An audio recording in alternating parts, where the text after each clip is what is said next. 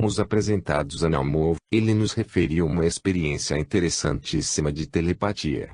Tínhamos estado discutindo os fatos ou a ficção que haveria por detrás das notícias sobre as experiências de ESP supostamente levadas a efeito a bordo do submarino norte-americano Nautilus. Se a sua marinha não fez a experiência do Nautilus, então os cientistas soviéticos foram os primeiros do mundo a testar a ESP a bordo de um submarino, exclamou Naumov. Ele não estava fanfarroneando, mas parecia dar uma importância muito grande ao tipo de experiência DRESP que os soviéticos tinham realizado no seu submarino. Não usamos pacientes humanos. Usamos uma coelha e a sua ninhada recém-nascida. De acordo com Naumov, tais experiências se tinham verificado uns 3 anos antes. Como sabem, não se conhece meio nenhum que permita a um submarino submerso comunicar-se com alguém em terra. O rádio não funciona.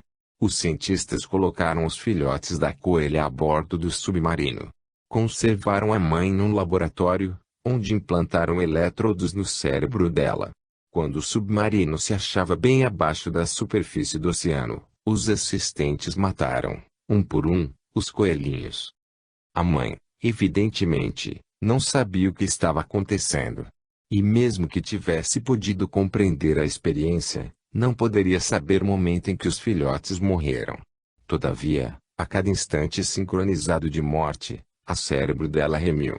Havia cornute e cagão, enfatizou Naumov. E os nossos instrumentos registraram claramente esses momentos de ESP. Que foi exatamente o que os soviéticos descobriram em suas experiências submarinas. Elaboraram seus relatórios e apresentaram-se às autoridades competentes, contou-nos Naumov. Lamento dizer, no entanto, que eles não são públicos. Há um detalhe em sua história que o senhor passou por alto, observou o delegado britânico, John Cutten. Os senhores, com certeza, não podem requisitar um submarino. O que nos contou supõe uma cooperação muito estreita com o governo e a marinha, não é verdade? Naumov abriu os braços. A observação do Sr. Cutten fala por si mesma. Mas nem tudo falava por si mesmo. A história de Naumov era do tipo acredite se quiser. A ideia de uma experiência fisiológica ajusta-se muito bem, sem dúvida, aos principais interesses da parapsicologia soviética. Como se ajusta o emprego de um submarino depois de toda a publicidade feita em torno do Nautilus na URSS e as afirmações de um elo extrasensorial entre todas as criaturas já não soam tão inacreditáveis quanto soavam outrora, mercê do trabalho fora do comum e bem testado de Clive Baxter nos Estados Unidos. O Sr. Baxter, diretor da Escola Baxter de Detecção de Mentiras em Nova York, possui bons elementos para mostrar que existe uma espécie de percepção primária inerente a todas as coisas vivas. 270.294 a 297. Por exemplo, quando minúsculos camarões são mortos, registra-se uma reação em outros seres vivos, como plantas, nas áreas adjacentes. Nada parece capaz de obstar a essa comunicação, diz Baxter, nem mesmo anteparos de chumbo.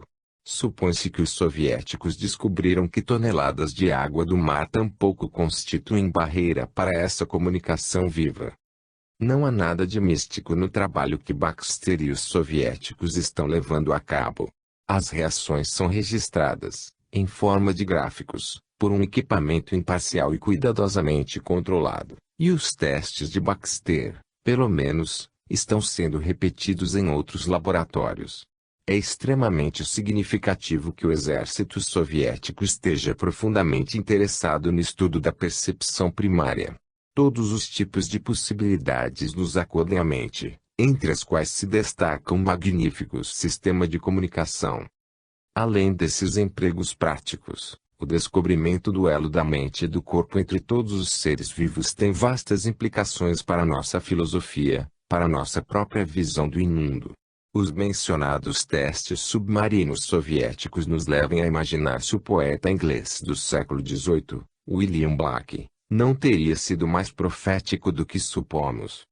Cada grito da lebre perseguida rasga uma fibra do cérebro.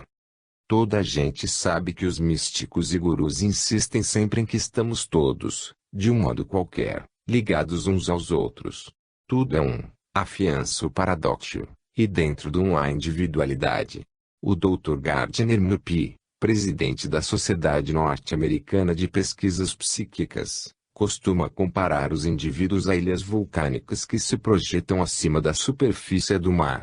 Debaixo da superfície, as mesmas ilhas descem até o chão de onde provêm e ali se ligam umas às outras.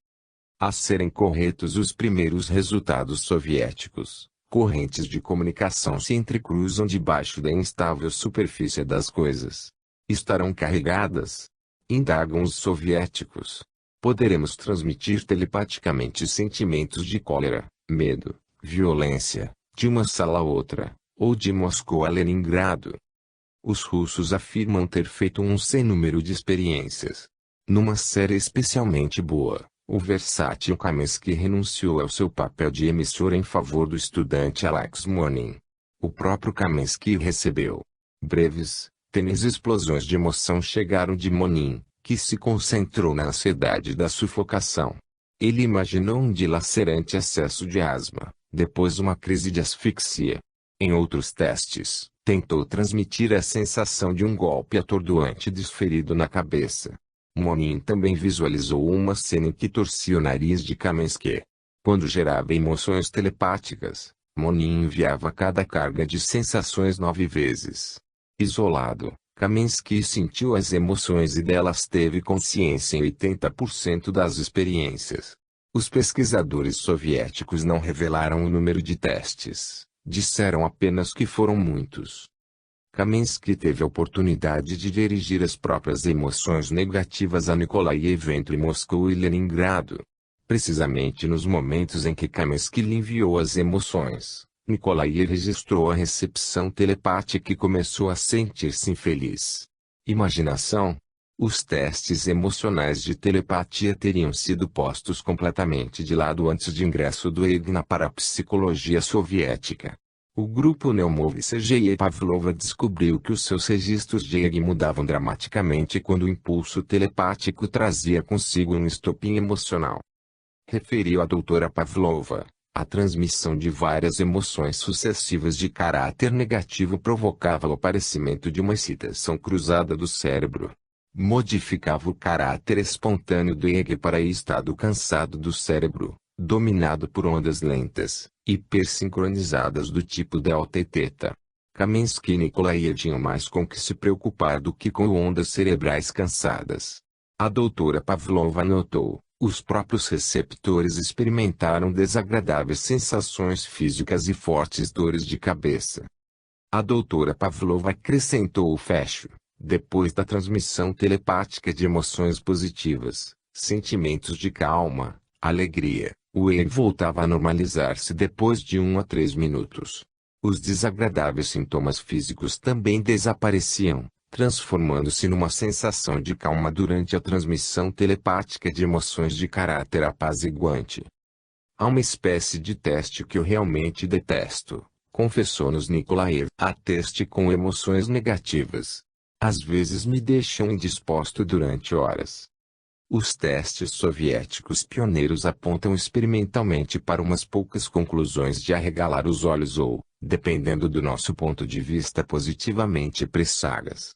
As emoções negativas exercem um efeito deprimente sobre a nossa fisiologia e, ao mesmo tempo, sobre a nossa psicologia. Pensamentos alegres, positivos, ajudam o corpo a recuperar-se. Os doutores Sergei Naumov e Pavlov obtiveram dados impressionantes sobre o poder do pensamento. Parece que não precisamos sequer aquecer os nossos maus pensamentos. Qualquer pessoa pode cozinhá-los e mandá-los para nós. Os soviéticos já sabiam, sem recorrer à telepatia, que o pensamento é capaz de chegar diretamente às nossas células sanguíneas. Em 1956, os doutores S. Serov e Etruskin, de Sverd 1500 depois que eles sugeriram uma emoção positiva aos pacientes.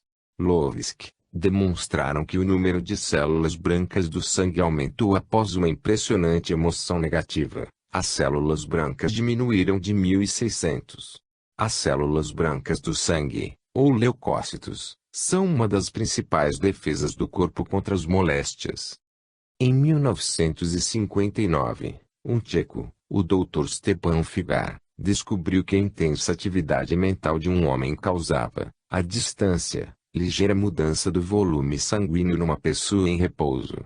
Ele mediu a alteração com a ajuda de um pletismógrafo, dispositivo semelhante ao que se utiliza na detecção de mentiras SS. O parapsicologista britânico Douglas Dean realizou centenas de testes bem controlados que mostram a influência telepática sobre o volume sanguíneo.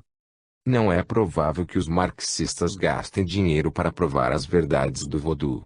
Se as experiências que estão sendo realizadas continuarem a confirmar a evidência, o pronunciamento oficial será semelhante ao que se emprega todas as vezes que a luz da parapsicologia ilumina uma área considerada religiosa por alguns. Sim, essas coisas acontecem. São provocadas por funções humanas normais que até há pouco tempo não se haviam descoberto. Não são apenas as doutrinas do voodoo e a obra de Figar e Dean que dão crédito às descobertas soviéticas. Vários psiquiatras dos Estados Unidos acreditam haver observado a transmissão telepática de malhas físicos. O principal talvez seja o do Dr. Bertold Ars, neurologista, psiquiatra e escritor de Novo Jersey, que colegiu mais de 500 casos de telepatia entre pais e filhos. Muitos revelavam, para usarmos as palavras do Dr. Ars, possíveis respostas telessomáticas e aparentemente motoras. Como se a ideia do pai, ou da mãe, ou do filho causasse no outro as reações físicas, escreveu o Dr. Ars na revista da Sociedade Médica de Novo Jersey. Típico da série de casos que o arguto Dr. Ars rastreou é do homem que acordou com uma tremenda dor de dentes. Ele queixou-se à esposa. Em seguida, telefonou para a dentista e marcou uma consulta de emergência. Mais tarde, na mesma manhã, a mãe do homem telefonou para dizer que, naquele dia, pela primeira vez depois de muitos anos, iria arrancar um dente. No momento em que o dolorido filho chegou ao consultório do dentista, à tarde, a dor sumira. O dentista não encontrou nada de anormal no dente. A dor nunca mais voltou. O dente do filho que doía correspondia exatamente ao que fora extraído de sua mãe. Devem ser as dores de simpatia carreadas para o laboratório de parapsicologia. O Dr. Ars documentou uma espécie diferente de oso, que envolvia um homem salteado por súbitas e violentas cólicas de estômago enquanto dirigia o seu automóvel ao caminho do trabalho. Quando decidiu voltar para casa, as dores desapareceram. Ele tornou a dar meia volta e, mais uma vez, rumou para o escritório, mas as cólicas recomeçaram. Abalado, o homem mudou de ideia pela terceira vez, muito embora as dores se abrandassem à proporção que ele se aproximava de casa. Ouvindo-lhe a história, a esposa não pareceu muito compreensiva. Nessa mesma noite, o homem descobriu as malas arrumadas da mulher. Ela planejara abandoná-lo naquela manhã, levando consigo os 2 filhos menores, enquanto ele estivesse longe, trabalhando. Esse pai acredita que o mudo sofrimento das crianças lhe foi transmitido, causando-lhe as dores que o levaram de volta para casa. O Dr. Ars desvendou casos muito mais dramáticos e complexos na sua tentativa de delinear essa corrente telessomática que ricocheteia pela sala de espelhos da psicologia humana. E pouco provável que os soviéticos mergulhem na psicanálise atrás do Dr. Ars, assunto mais suspeito na Rússia do que a parapsicologia. A tendência irresistível da sua própria pesquisa, no entanto, poderá, um dia, empurrá-los para ela. A investigação soviética sobre o efeito da telepatia nas ações corporais processou-se disciplinadamente de fora para dentro. Em seu livro Experiências de Sugestão Mental, o Dr. Leonid Vasiliev relata que, na década de 1930, fez centenas de experiências em que procurava, com o pensamento, obrigar pessoas a agir. Cruze as pernas, erga a mão direita. Ande para frente. As pessoas caminhavam para frente e erguiam a mão direita com tanta frequência que não se podia falar em coincidência.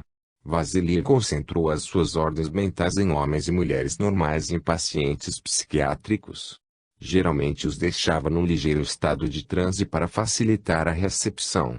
Às vezes, vendava-lhes os olhos.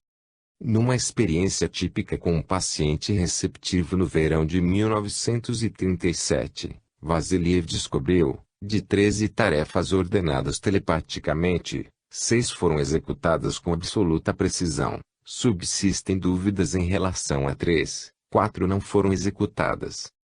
Vassiliev tentou verificar se lhe era possível influenciar mentalmente o corpo de uma pessoa para restituir-lhe a saúde e afastar-lhe a moléstia.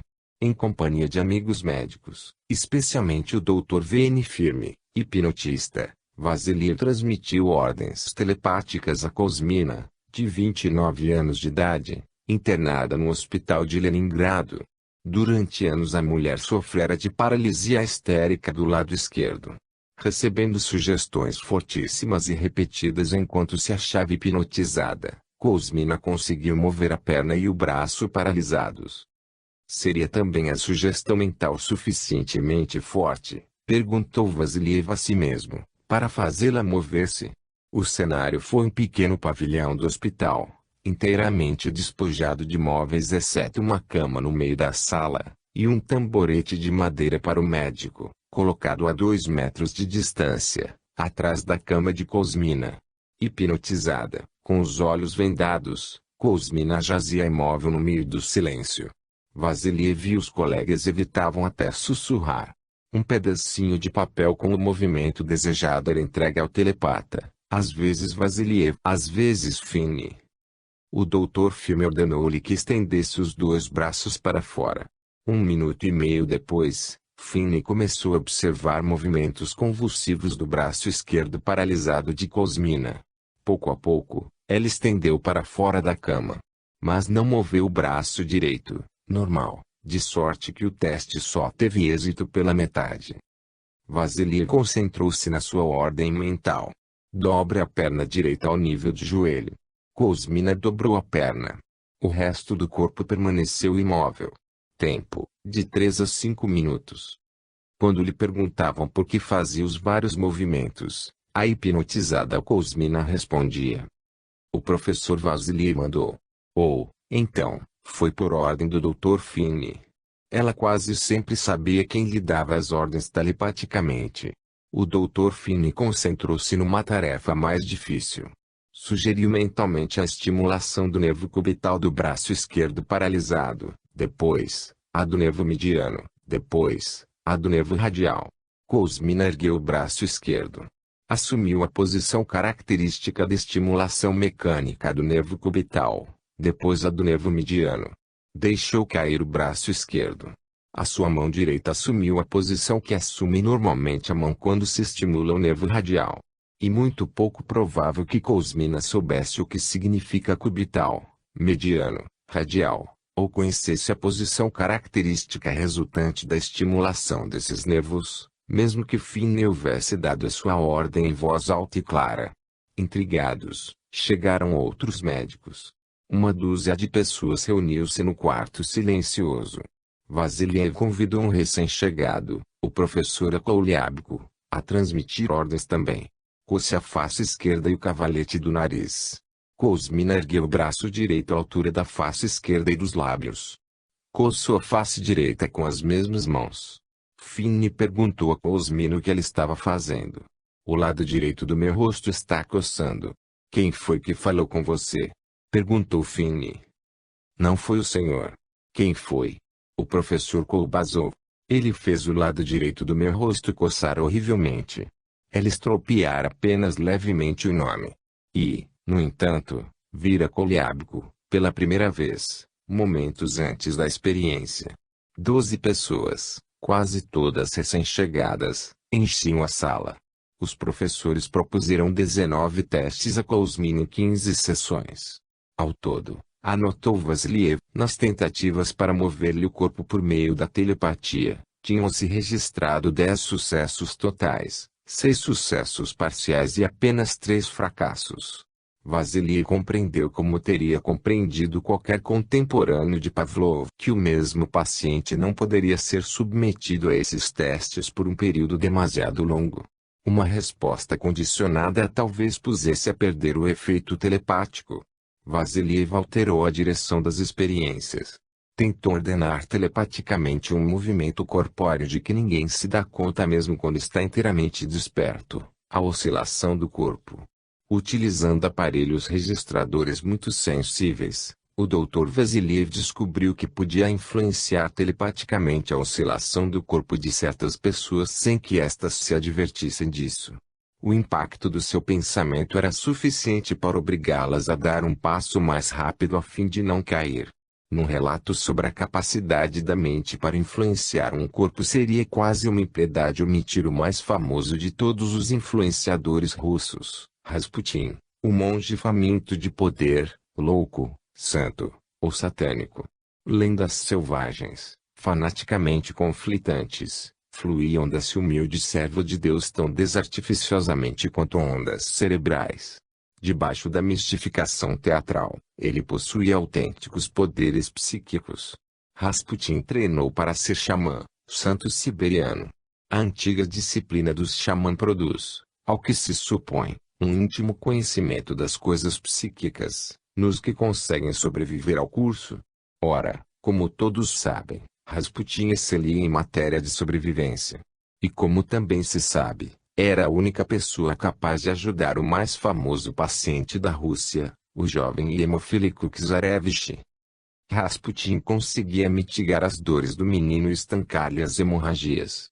Empregava, sem dúvida, o hipnotismo. Parece, contudo, que foi também um curador psíquico. Segundo se afirma, era capaz de acudir ao príncipezinho quando não estava ao seu lado. Rasputin possuía também extraordinária capacidade para influenciar corpos de outra maneira. Bastava a damas de nobilíssima linhagem passar um minuto em companhia do monge encapuzado para cair, desvairadas, na cama dele. E deve ter sido necessária alguma projeção mental para que tantas senhoras, mais tarde, declarassem: tudo me foi revelado. Dormi com Deus. A imaginação vacila ante a ideia do eletrizante Rasputin, com os seus olhos rutilantes e o seu mau cheiro sujeitando-se, submisso, aos eletrodos da doutora Pavlova. Não se pode sequer imaginá-lo disposto a discutir os mecanismos físicos dos seus santos poderes. Era o tipo de poder psíquico de Rasputin que o Dr. Vasiliev e os seus colegas estavam tentando sepultar quando iniciaram os seus estudos cuidadosos, 7 anos após o assassínio do monge. Esses primeiros parapsicologistas levaram para o laboratório a crença mágica de que uma pessoa pode influenciar, de longe, o corpo de outra pessoa. Quando os descobrimentos de Vasiliev foram finalmente publicados no princípio de 1960, o Dr. Kogan, Eduardo Naumov, Yuri Kamensky, o Dr. Sergeyev e muitos outros começaram a palmilhar os caminhos abertos por Vasiliev. Este último dirigia telepaticamente movimentos do corpo. Fez a paralisada Kouzmina erguer o braço. Os novos pesquisadores tentaram influir telepaticamente em processos físicos. Kamensky projetou um modelo artificial no cérebro de Nikolaev. O seguir, tentaram transmitir emoções mentalmente. Por fim, saindo da segurança do laboratório, descobriram, ao que se afirma, que, quando a mãe sente dores agudas, o seu nenenzinho chora. À parte as provas de que a telepatia existe, esses casos propõem problemas de ordem filosófica, ética, pessoal e científica. A mente influencia o corpo à distância. O corpo influencia o corpo. O corpo influencia a mente. À proporção que o psi invade o quadro, as sólidas fronteiras entre a biologia e as psicologias começam a dissolver-se e a misturar-se, apontando para um novo dinamismo implícito em ambas. Num nível pessoal, porventura ligamos ou desligamos um sistema inconsciente de comunicação? Nesse imenso desconhecido, acaso influenciamos alguém? Alguém nos influencia? Quais são as circunstâncias especiais que deixam fluir a corrente telesomática?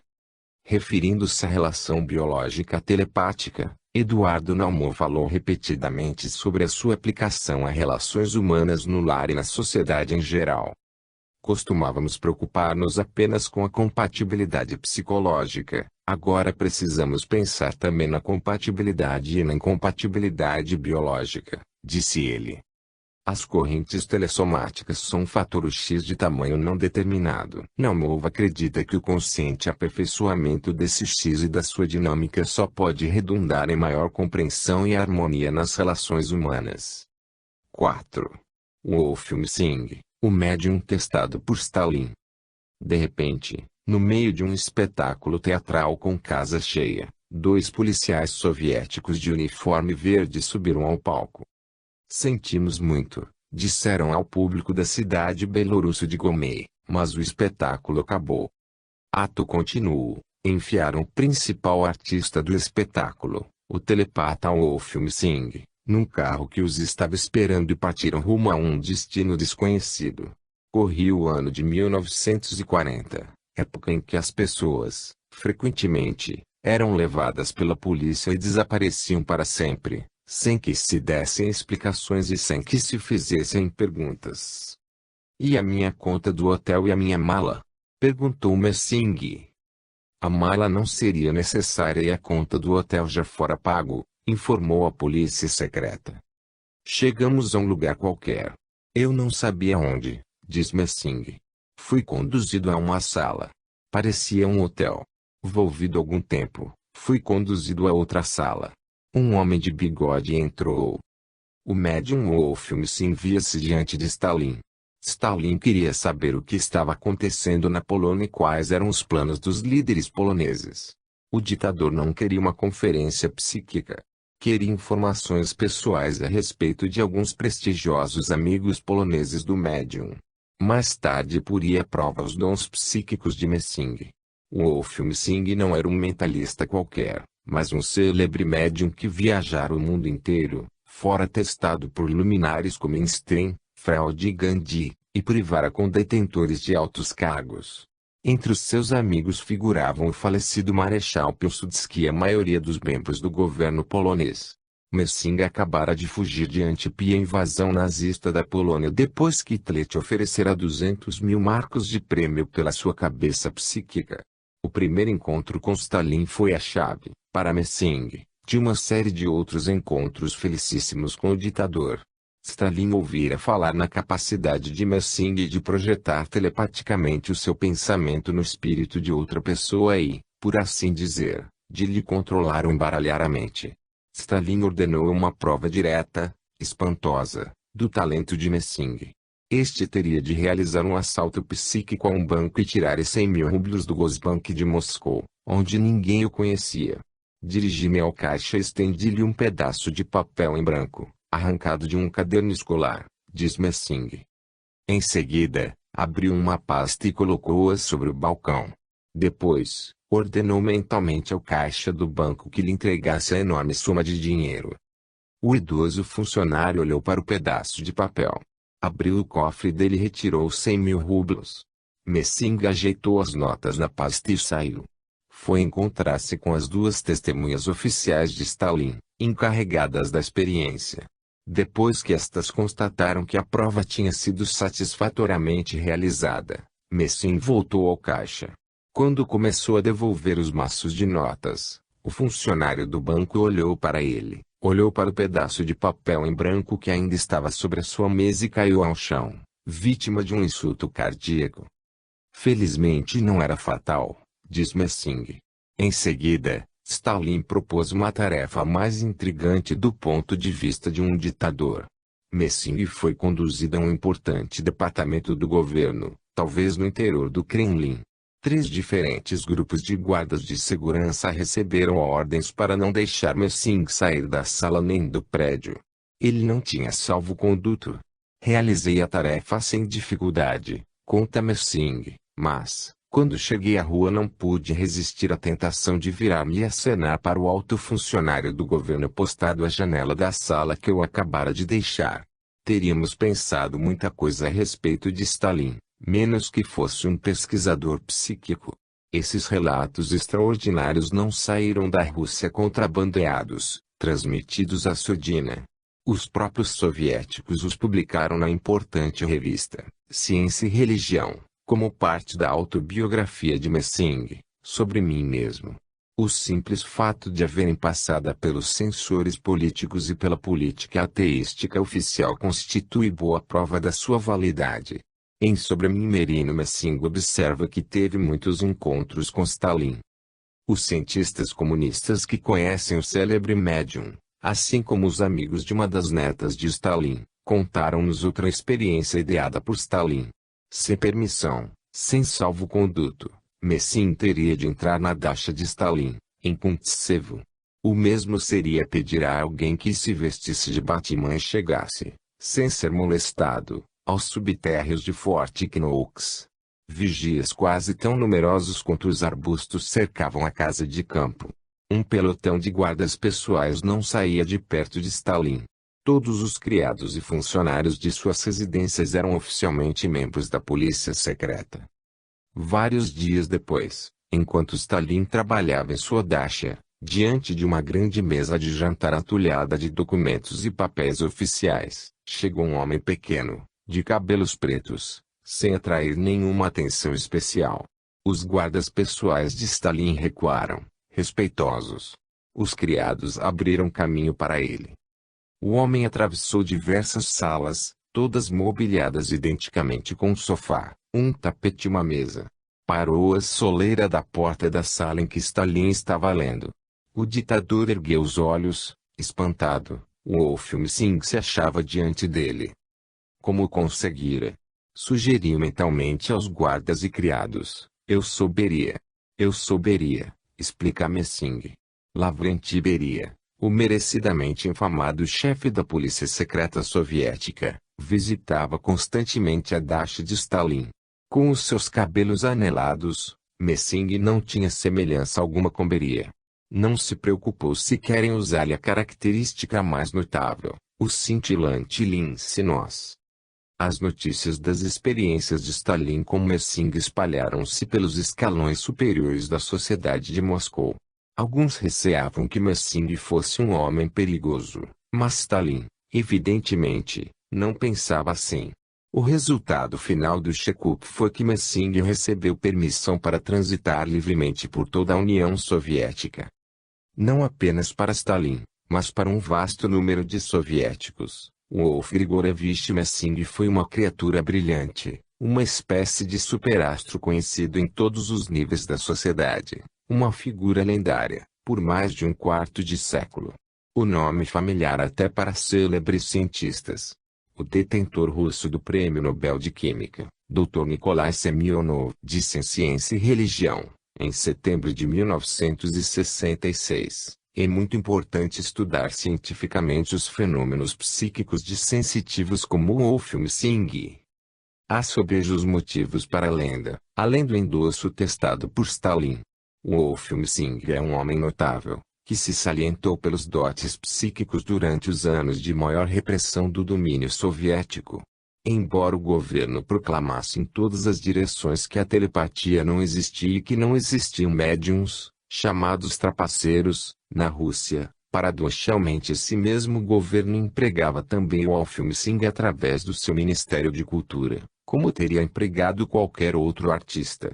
Quando outros telepatas receavam até abordar o assunto em público, quando os cientistas eram obrigados a investigar a SP secretamente, Messing dava espetáculos públicos, que incluíam a telepatia, quase todas as noites.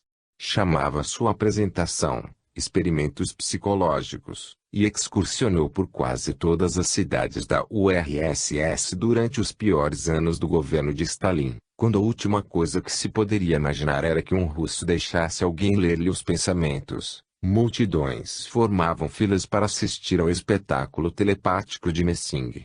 Dizia-se até que ele fosse capaz de operar milagres.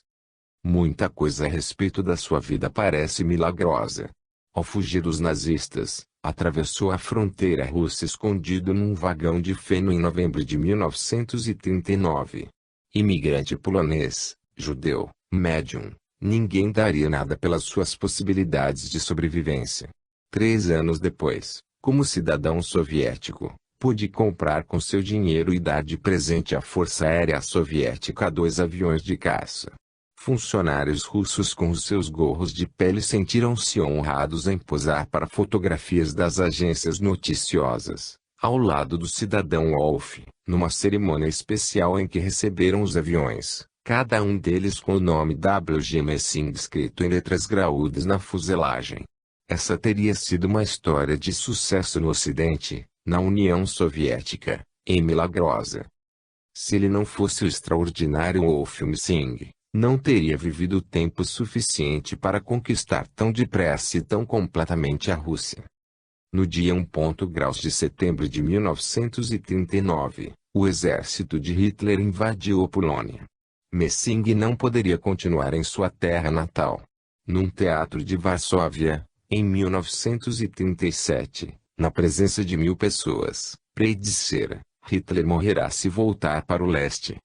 O Führer fascista mostrou-se sensível a essa profecia, como, aliás, a todos os gêneros de misticismo, diz Messing. O médium Erich Hanussen já fora morto pelos nazistas por saber demasiado acerca dos seus planos. Quando as notícias da profecia de Messing chegaram aos ouvidos de Hitler, este ofereceu um prêmio de 200.000 marcos pela cabeça do telepata. No dia da invasão, Messing escondeu-se na câmara frigorífica de um açougue de Varsóvia. Entretanto, foi detido ao sair à rua certa noite.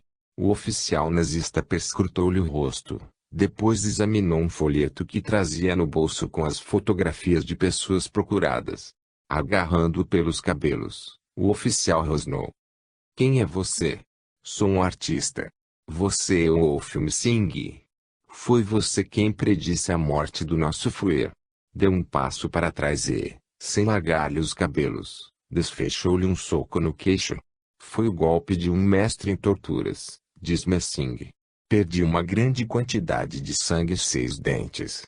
No posto policial compreendi que eu deixaria a Polônia instantaneamente, ou morreria", rematou o médium.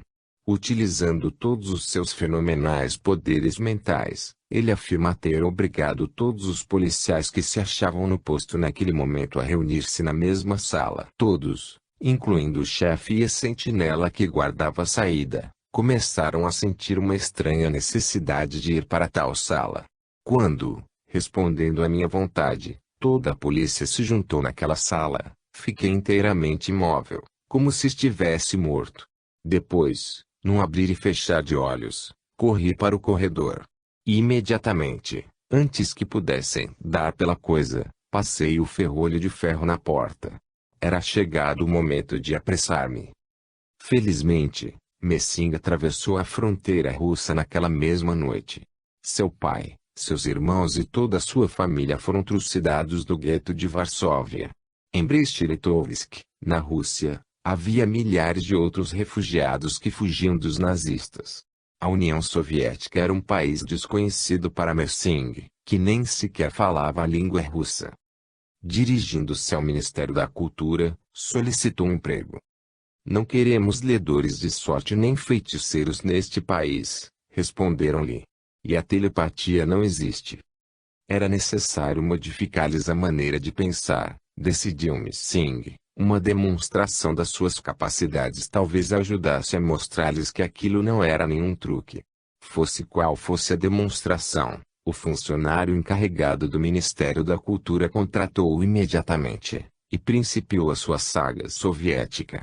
O seu primeiro emprego foi excursionar pela Bielorrússia. O espetáculo que Messing apresenta no palco raro se refere a assuntos pessoais ou políticos. Os espectadores recebem simplesmente instruções no sentido de pensar em alguma tarefa que gostariam de vê-lo executar.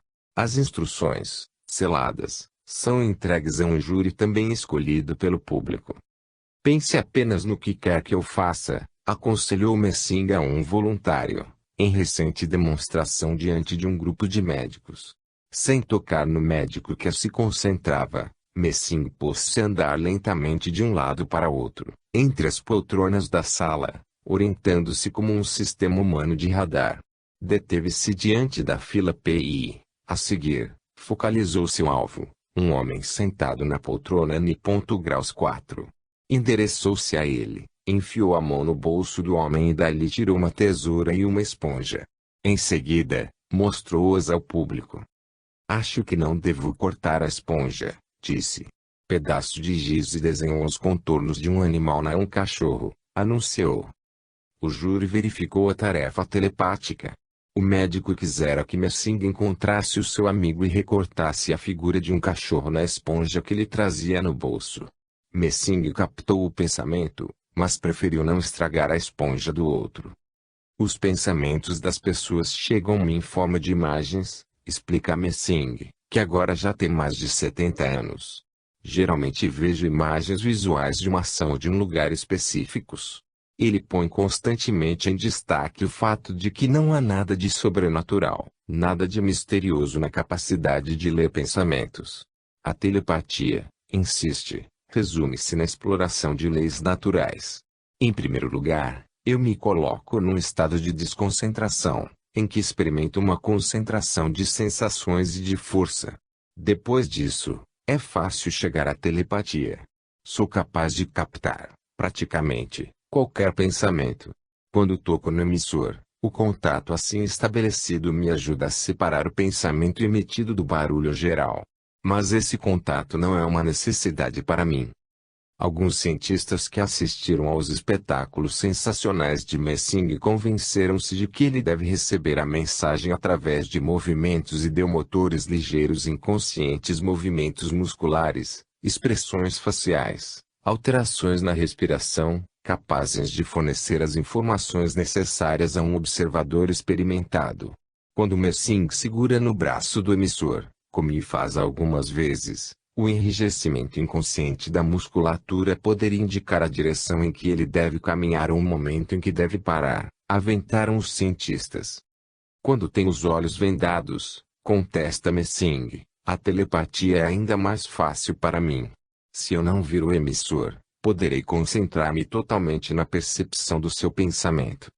De acordo com a autobiografia de Messing em Ciência e Religião, a teoria ideomotora lhe foi associada em 1950, quando o Departamento de Filosofia da Academia Soviética de Ciências se viu obrigado a explicá-lo em função da filosofia comunista materialista.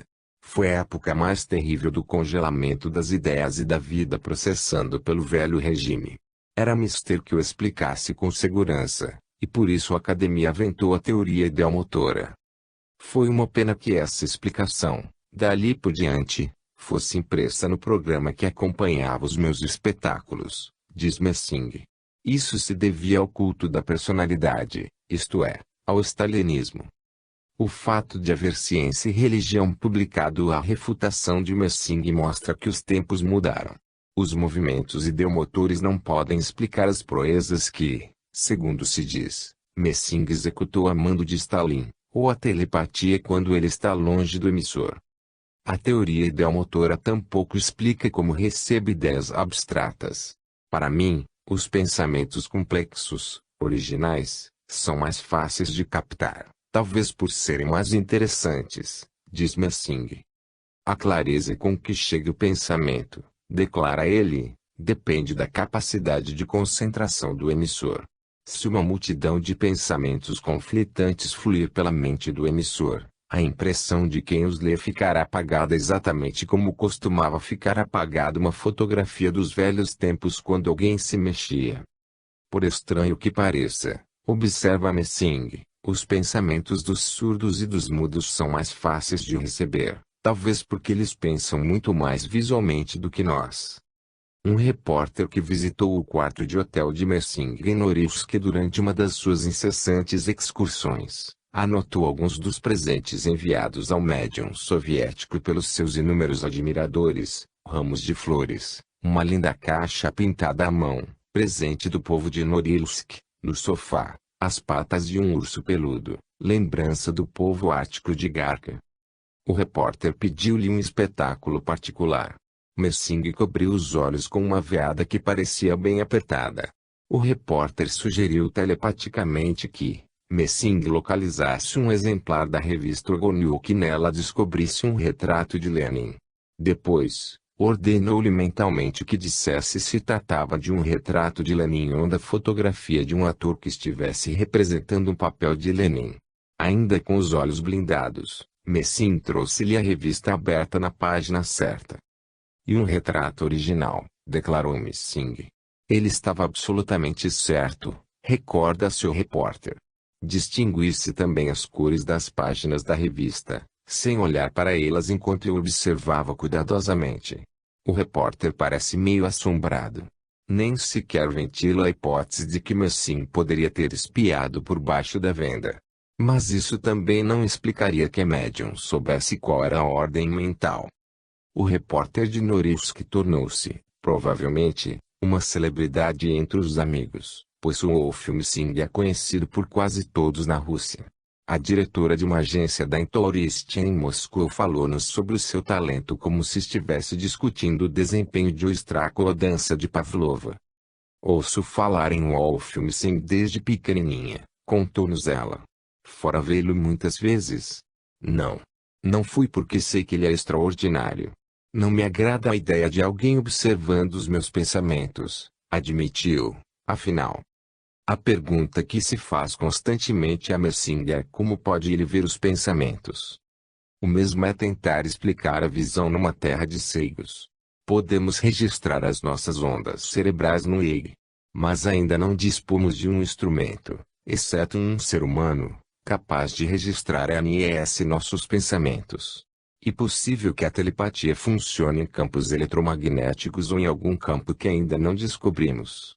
O Dr. Nikolai Kozyrev, o célebre astrofísico, admite que a telepatia talvez esteja ligada ao campo gravitacional, diz ele. A ciência precisa apartar a telepatia do misticismo e averiguar como funciona. Porque ela realmente funciona. Poucos anos atrás nada se sabia sobre as ondas de rádio. Porque não poderia a telepatia trazer-nos milagres semelhantes. Surpreende-me que os cientistas não percebam, ou não queiram perceber, que a telepatia está acontecendo a todo momento em suas próprias vidas. Eles se parecem com os sábios da Idade Média, que, temendo afastar-se das doutrinas de Aristóteles, se recusavam a admitir a existência da eletricidade, embora vissem relâmpagos a todo momento. O relâmpago psíquico de Messing brilhou. Nasci no dia 10 de setembro de 1899, para ser mais preciso, no território do Império Russo, na cidadezinha de Gora-Kawaria, perto de Varsóvia. Em outras palavras, Messing é polonês, proveniente de uma aldeola judaica, igual às inventadas por Sholom Aleichem. Quando criança foi apresentado ao famoso escritor. Você terá um futuro brilhante. Teria dito Aleichem. Mas não era uma profecia, admite Messing. Aleichem dizia a mesma coisa a um menino sim e outro não. Sendo a família de Messing pobríssima, porém excessivamente religiosa, Wolf, aos 6 anos de idade, graças à sua memória prodigiosa, conhecia muito bem o Talmud. O rabino decidiu que o garoto cursaria uma escola religiosa a fim de preparar-se para o rabinato. A família ficou entusiasmada com a oportunidade que se oferecia ao filho, mas Wolf recusou-se terminantemente a ir para a escola. Foi então que aconteceu o primeiro milagre em minha vida, recorda Messing. Meu pai me mandara à venda comprar um maço de cigarros. Já era fusco-fusco. A entrada da nossa casinha de madeira estava escura. Os súbitas, surgiu nos degraus uma figura gigantesca, escura, toda vestida de branco. Meu filho. Sou um mensageiro vindo lá de cima. Para predizer o seu futuro. Vá à escola. As suas orações agradaram ao céu, e a visão desapareceu. Seria difícil transmitir a impressão que essas palavras causaram aos sentimentos nervosos e místicos de um menino, continua Messing. Foram como o brilho do relâmpago, o troar do trovão. Caí ao chão e perdi os sentidos. Quando tornei a mim, meu pai e minha mãe liam orações por mim. Lembro-me dos seus rostos conturbados. Mas depois que eu me recuperei, ficaram mais calmos. Contei-lhes o que acontecera. Fingindo tossir, papai murmurou. Quer dizer que ele quer. Minha mãe permaneceu em silêncio. Depois desse pasmoso incidente, eu não poderia continuar resistindo, confessa Messing. E, obediente, foi para a escola religiosa, em outra aldeia. O menino, porém, não se sentia feliz com uma vida de orações. Aos 11 anos, Com 18 centavos no bolso, partiu para o mundo desconhecido no primeiro trem que passou por lá. Enfiou-se debaixo de um banco num vagão quase vazio e adormeceu.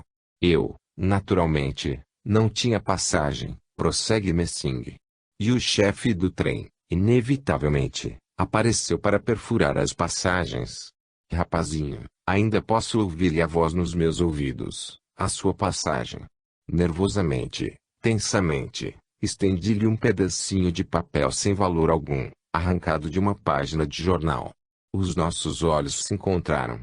Com todas as minhas forças, eu quis que ele aceitasse o pedaço de papel como uma passagem. O chefe do trem pegou e, de um modo estranho, virou e revirou entre as mãos. Eu recuei, procurando impor a minha vontade.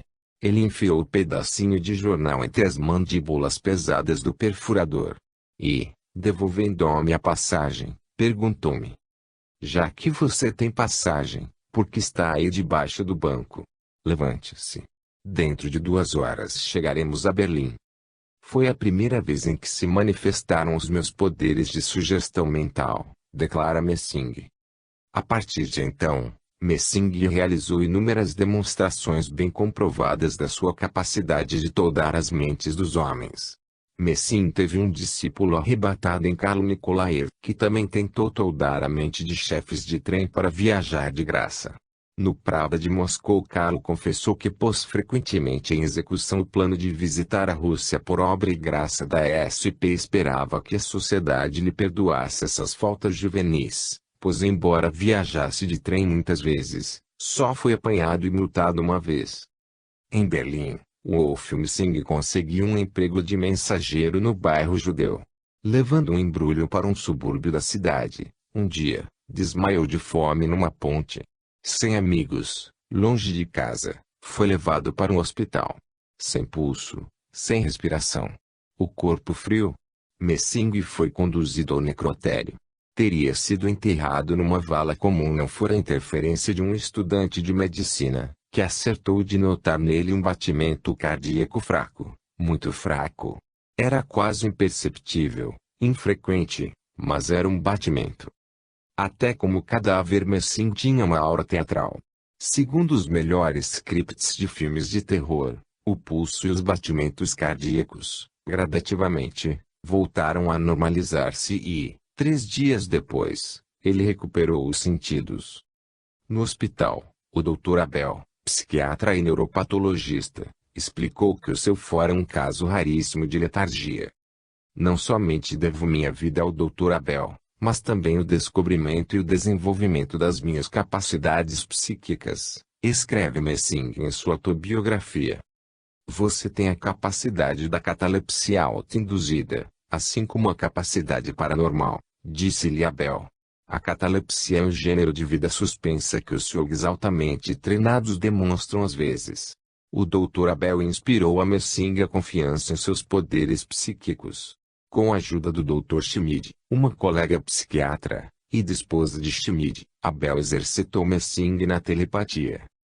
Foi um ponto decisivo na vida do rapaz. Abel descobriu-lhe um empresário, o Sr. Tselmester, que encontrou um emprego para Wolf no Panopticon, Museu de Cera, de Berlim. O menino prodígio Wolf Messing trepava num caixão de cristal, provocava em si mesmo o estado cataléptico, e lá ficava, como um cadáver, todos os fins de semana, de sexta-feira até domingo à noite. Devo ter passado pelo menos 3 bons meses da minha vida num caixão de ouro, diz Messing, e para fazer isso recebia 5 marcos por dia. Nos 4 dias de folga, todas as semanas, exercitava suas capacidades psíquicas. Perambulando pela praça do mercado, procurava ouvir os pensamentos dos camponeses alemães, geralmente a respeito de suas casas, famílias, casamentos, preços de produtos.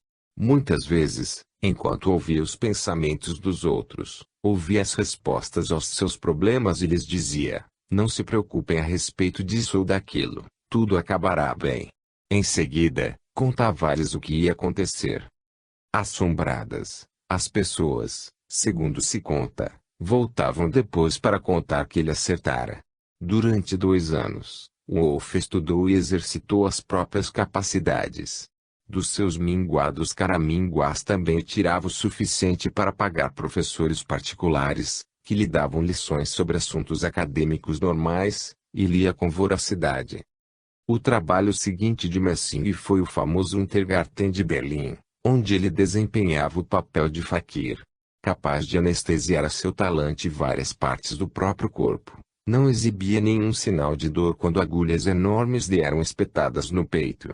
Depois, representou o papel de detetive milagroso, localizando joias e objetos escondidos no meio do público. Em 1915, apesar da guerra, um emissário conseguiu para ele um espetáculo em Viena. Messing foi o sucesso da temporada. Enquanto se achava em Viena, o jovem Wolff, de 16 anos de idade, participou do que é, sem dúvida, um dos mais deliciosos experimentos psíquicos que já se registraram.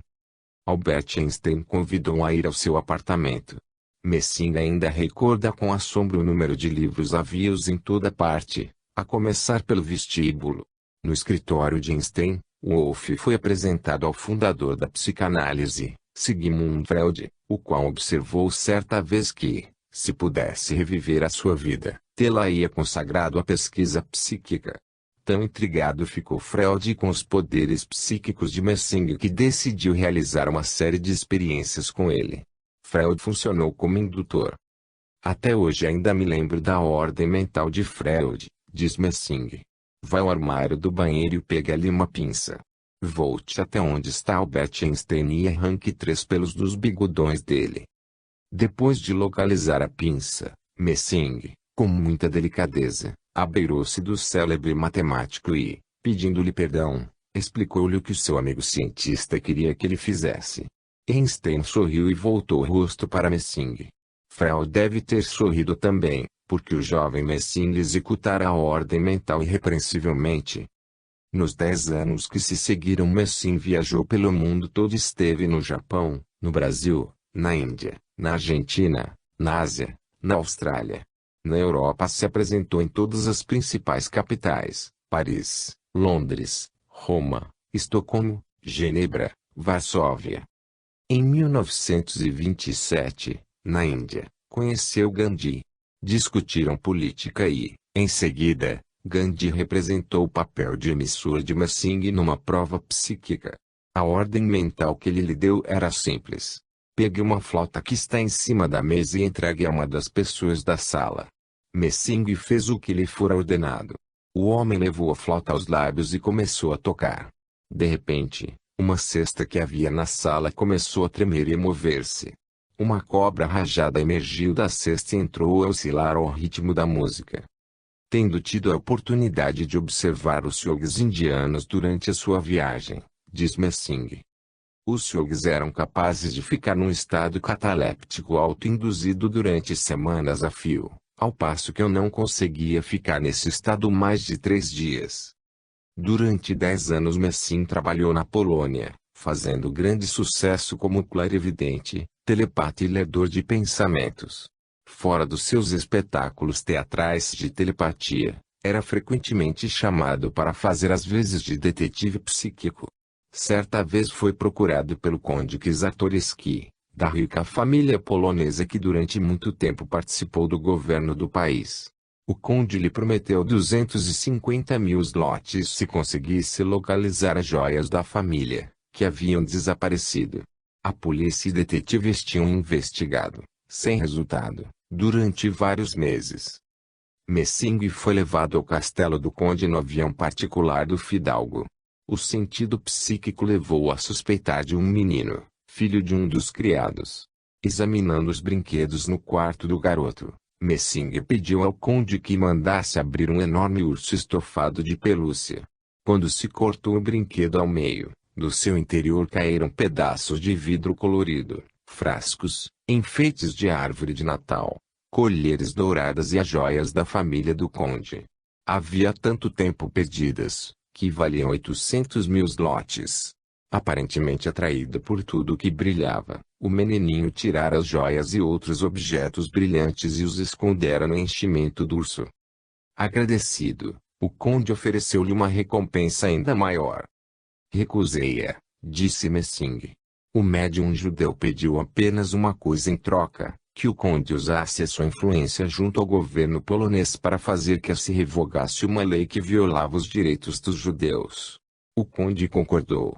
2 semanas depois cumpria a sua promessa e a lei era abrogada.